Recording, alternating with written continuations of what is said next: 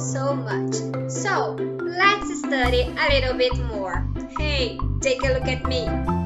My voice keeps the same, but my hair, what a difference. I took it off to wash, you know? But you are welcome to our English class. Let's study. Bom, vamos lá. Na nossa aula de hoje, nós vamos falar sobre o Simple Present, os usos do Simple Present e as regrinhas, assim como as formas e os tipos de conjugações. O Simple Present, basicamente, possui esses três usos que vocês estão vendo aí. Expressar ações ou situações regulares, frequentes ou cotidianas, podendo ser acompanhada de um advérbio ou não. Então, o Simple Present, ele serve para contar de rotina. Então, eu posso dizer, por exemplo, every day I drink a coffee. I brush my teeth every day, 5 times a day. I often go to the movies. Então, eu posso usar algumas frases indicando rotina, coisas que geralmente eu faço ou coisas que geralmente alguém faz ao longo da semana. Expressar fatos de conhecimento comum ou verdades gerais. Por exemplo, the water boils até o exemplo que está no livro de vocês. Water boils at 100 Celsius degrees. A água ferve a 100 graus Celsius. Como assim? Um conhecimento comum, uma verdade geral. Em qualquer lugar do planeta, a água irá ferver a 100 graus Celsius. Expressar capacidade, habilidade de fazer algo. Por exemplo, she rides a bike. Ela anda de bicicleta. We speak English. Nós falamos inglês. Então, aqui nós temos os usos básicos do Simple Present. Meus amores, agora nós vamos dar uma olhadinha nos advérbios de frequência. Aqui, neste cantinho de cá, nós temos locuções adverbiais de frequência. E aqui nós temos, nessa coluna à direita, nós temos os advérbios de frequência propriamente dito. Como o próprio nome diz, um advérbio, ad quer dizer que vem junto. O advérbio é a palavra que vem junto com o verbo, indicando com qual frequência esse verbo ocorrerá, com qual frequência esse verbo vai ser repetido. Então, vamos às locuções adverbiais. Every day, todos os dias. Every morning, todas as manhãs. Every afternoon, toda tarde. Every night, toda noite. Every week, toda semana. Every month, todo mês.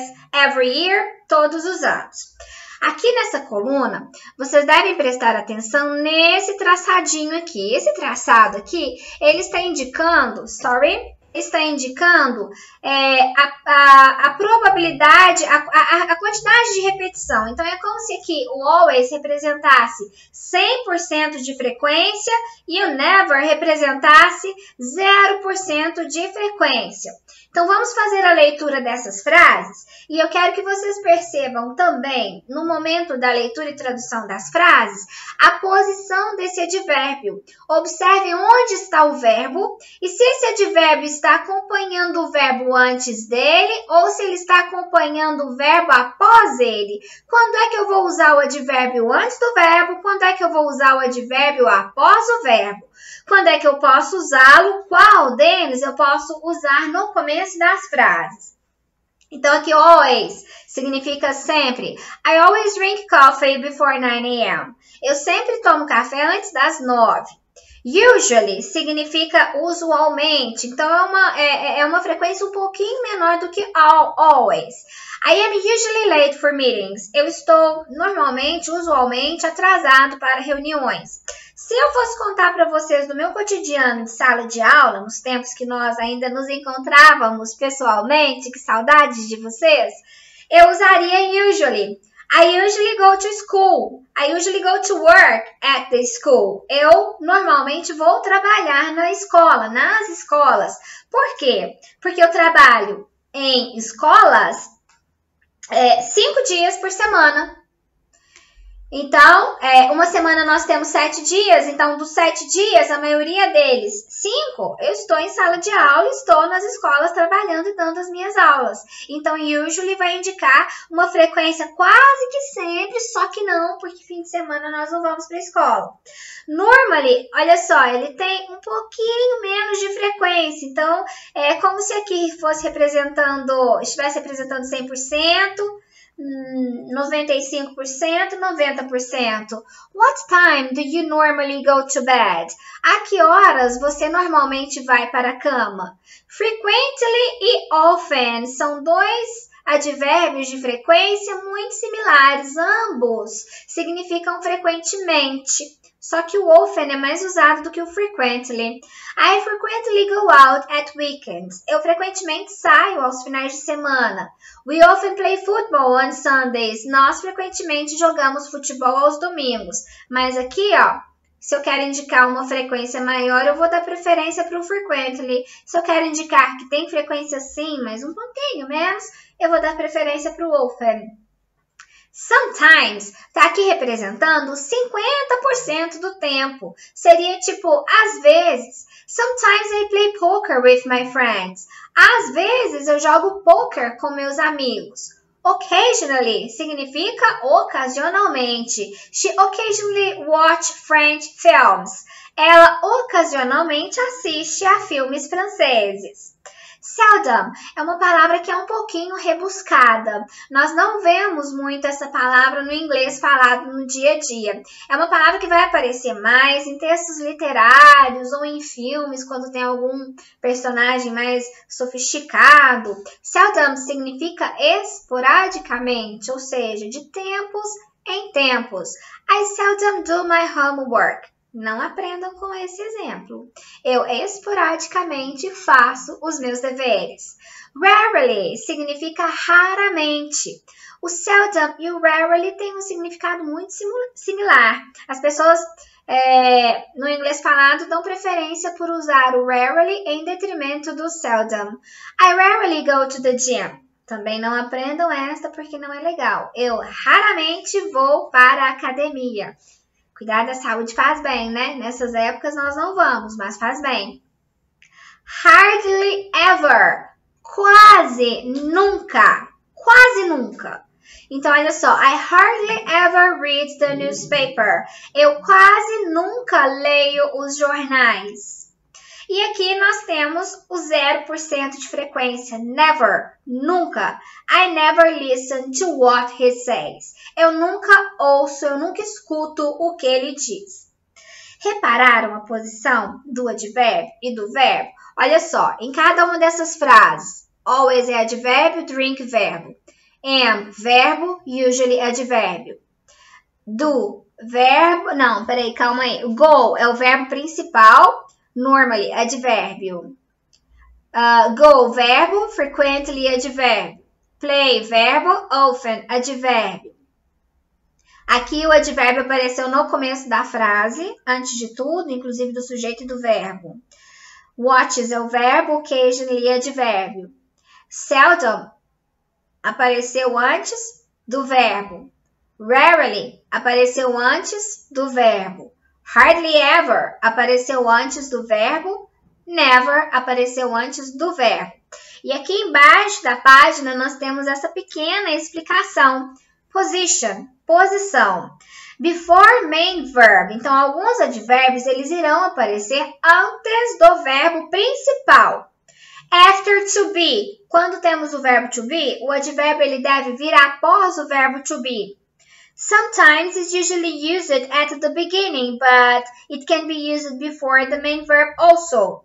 Então, o sometimes aqui ele apareceu no começo da frase, mas ele também pode ser usado antes do verbo principal. Então, aqui eu poderia dizer sometimes I play poker with my friends. Se eu quisesse colocar antes do verbo principal, quem é o meu verbo principal? Play. Então, eu poderia dizer I sometimes play poker with my friends. Aqui, meus queridos, nós vamos às regras de conjugação verbal. Quando nós temos terceira pessoa do singular, nós iremos acrescentar S apenas para a terceira pessoa do singular. Vamos ver a explicação aí. As únicas alterações que acontecem nos verbos se limitam aos pronomes he, she, it. De modo geral, quando vamos usar o simple present para nos referirmos a ele, ela e indefinido, ou seja, it, alguma coisa, algum objeto, algum animal que não seja de estimação. A maioria dos verbos recebe um S no final. Observe a conjugação verbal do verbo to run, correr. Eu esqueci de colocar um detalhe aqui. Nós iremos fazer o acréscimo de S ao final do verbo para he, she, it ou qualquer sujeito no singular. Então, qualquer pessoa que eu possa tirar o nome da pessoa e substituir por he ou por she, ou tirar o nome de um único objeto, de um único animal e substituir por it, eu irei empregar esta regrinha. Então, nós temos o verbo correr, a conjugação verbal está aqui em amarelinho, com essa cor diferente aqui para vocês, nas pessoas gramaticais que sofrem alterações. Então, ficou I run, you run, he runs, she runs, it runs, you run, we run, they run. Vai sofrer alteração apenas para he, she, it ou sujeito no singular. Mas, então, nós iremos acrescentar S para todos os verbos que forem conjugados com he, she, it ou sujeito no singular? Não. Nós temos alguns verbos que possuem uma terminação diferente. Então, nós precisamos observar essa terminação verbal para decidir qual é a conjugação verbal adequada. Vejamos a explicação. Quando temos um verbo com essas terminações específicas, e são 7 terminações, olha só, O, S, SS, SH, CH, X ou Z, devemos acrescentar ES ao final destes verbos quando eles forem conjugados com he, she, it ou sujeito no singular. Então, aqui eu coloquei um verbo com terminação em O para vocês, o go, o verbo ir. Então, a conjugação verbal ficaria I go, you go, he goes, she goes, it goes, you go, we go, they go. Se eu fosse usar um nome, Joe goes to the beach. Joe vai à praia. Jane goes to the beauty parlor. Jane vai ao salão de beleza. Quando nós temos um verbo terminado com a letra Y, nós devemos observar o que nós temos antes do Y. Se ele é precedido de consoante ou se ele é precedido de vogal. Precedido quer dizer que antes dele vem uma consoante ou uma vogal. Vejamos a regra. Outra regra simples, o simple present, acontece quando o verbo termina com consoantes e Y no final. Por exemplo, os verbos study, aí aqui a gente tem study, terminou com Y, a letra D é uma consoante. Try, terminou com Y, R é consoante. Cry, terminou com Y, R é consoante. E tem consoantes antes do Y. Nesses casos, você deverá tirar o Y e acrescentar IES no lugar para quem? He, she, it ou sujeito no singular.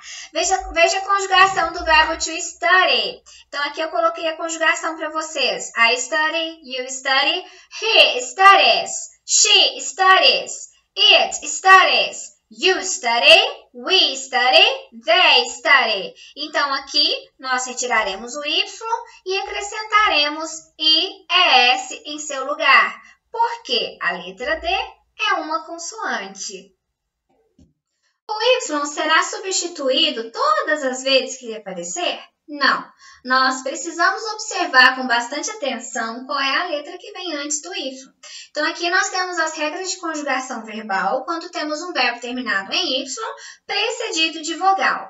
Fique atento, com verbos que também terminam com Y e tem uma vogal antes, permanece a regra geral da maioria dos verbos. Então, nós iremos acrescentar apenas a letra S ao final de cada palavra. Então, olha só, aqui está a conjugação verbal para vocês. I enjoy, you enjoy, he enjoys, she enjoys, it enjoys, you enjoy, we enjoy, they enjoy. Então, para he, she, it, acrescentaremos S, mesmo tendo o Y aqui. Por quê? Porque antes do Y eu tenho a letra O e a letra O é uma vogal. Então, quando temos Y precedido de vogal, não mexemos com Y, ele fica aqui do jeitinho que está. Iremos acrescentar apenas a letra S.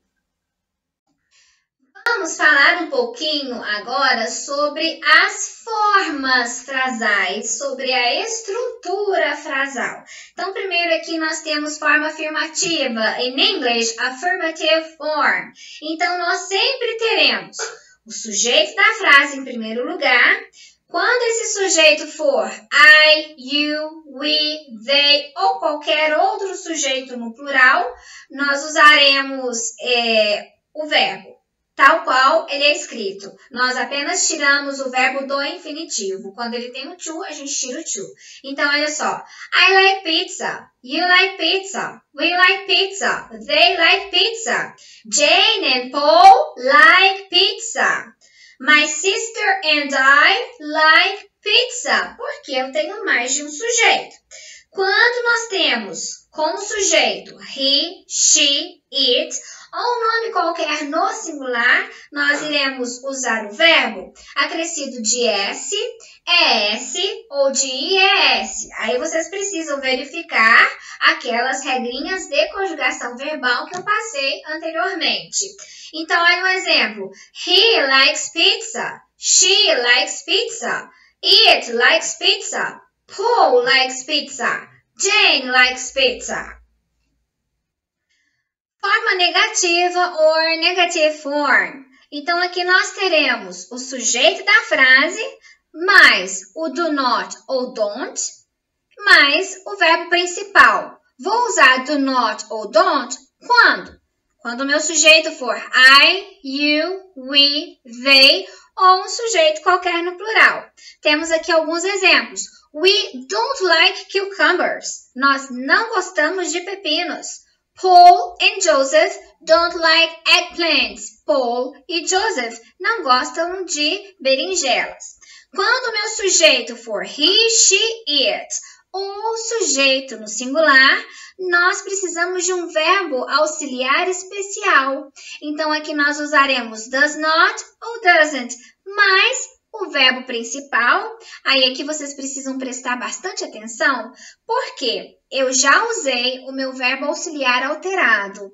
Quer dizer que aquele meu verbo principal, que havia recebido a terminação em S, ES ou IES, ele irá perder essa terminação e voltar para a sua forma base, porque eu já tenho um verbo auxiliar aqui alterado. Então, eu não preciso alterar dois verbos na mesma frase.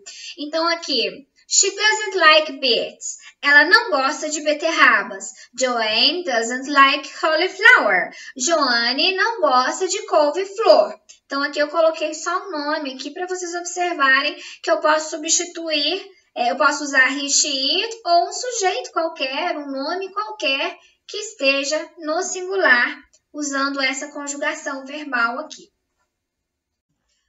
Forma interrogativa or interrogative form. Toda pergunta, obrigatoriamente, eu preciso de um verbo, seja ele auxiliar ou não, antes do meu sujeito. A primeira palavra da minha pergunta pode ser um pronome interrogativo, mas observem que mesmo se eu tiver uma pergunta iniciada com um pronome interrogativo, eu vou ter a mesma estrutura frasal, que vai ser verbo, sujeito, verbo principal mais o question mark, ponto de interrogação. Então, vejamos. Aqui nós usaremos do mais o sujeito quando o sujeito for I, you, we, they ou um sujeito qualquer no plural, mais o verbo principal, mais o question mark, o ponto de interrogação. Exemplos. Do you like horror movies? Você gosta de filmes de terror? Do David and Paul like comedies? David e Paul gostam de comédias? Repararam que aqui esse do não tem tradução nenhuma? Ele está aqui, por que ele chama verbo auxiliar? O que significa dizer que um verbo é um verbo auxiliar? É porque na língua inglesa existe um formato. É como se as coisas tivessem que caber dentro de um molde. E o molde da pergunta é verbo, sujeito, e quando for um verbo diferente do to be, o verbo principal. Aqui eu não tenho to be para colocar antes do meu sujeito, então eu vou colocar um verbo aqui só para preencher um buraquinho, para preencher uma lacuna. É como se esse verbo aqui servisse para colocar a minha frase num cabide e deixar ela bem alinhada. Então aqui eu uso o auxiliar, o sujeito da minha frase e meu verbo principal. Mas quando eu vou passar para a língua portuguesa, na nossa língua nós temos uma estrutura frasal diferente. Então, nós não traduzimos esse verbo aqui. Para nós, em português, ele não tem importância, mas para a língua inglesa, ele é imprescindível. Toda pergunta em inglês precisa ter verbo antes do sujeito. Aqui nessa frase, eu poderia substituir David and Paul por they. Do they like comedies? Eles gostam de comédias? Continuando aqui, eu irei usar o does mais sujeito quando? Quando meu sujeito for he, she, it ou um sujeito qualquer no singular, mais o meu verbo principal, lembrando que eu usei does aqui, esse meu verbo principal, lá na afirmativa, ele tinha terminação em S, ES ou IES. Eu já tenho um verbo auxiliar especial aqui. Eu já tenho uma alteração na minha frase. Então, esse meu verbo principal não pode vir alterado. O verbo principal, ele deve voltar para a sua forma base. Vejamos os exemplos. Does Alice like romantic movies? Alice gosta de filmes românticos? Se fosse uma sentença afirmativa, seria Alice likes, com acréscimo de S, romantic movies. Alice gosta de filmes românticos. Mas por causa do does, esse verbo não pode ter acréscimo de S. Ele tem que ficar na sua forma base, que significa estar no infinitivo sem to. Does he like thriller movies? Ele gosta de filmes de suspense? That's it. Então, beautifulíssimos da Teacher, por hoje é só. We've finished. I hope you have enjoyed. Kisses, kisses.